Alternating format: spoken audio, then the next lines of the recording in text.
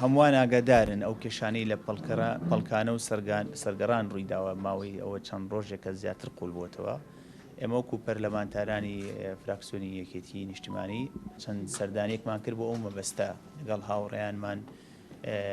کە لامان گرنگ و هەندی حەقایق هەیە و بە نووسراوی فەرمی لە ئەو جیهاتانی کە ئەمڕۆ سەردانیمان کردن وەکو دایرەی نفوسی کەرکووک و هەروەها ئەمڕۆ ئێستش لە دایرەی زراعی کەرکووک کە پێویستە هەندێک ئەوراقێ بە دۆکۆمنت لامان بێت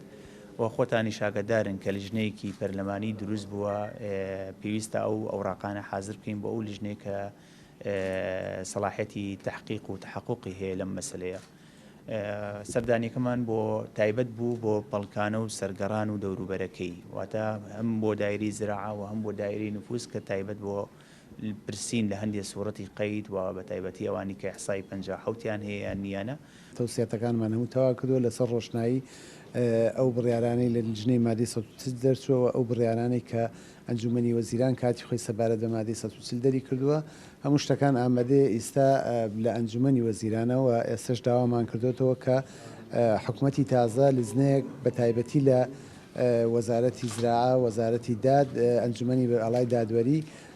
بیخەنە ئەو تەوسیاتە بخەنە بواری جێبەجێکردنەوە. ئێمە کارەکەی خۆمان تەواو کردەوە لیژنەکە ئێستا لە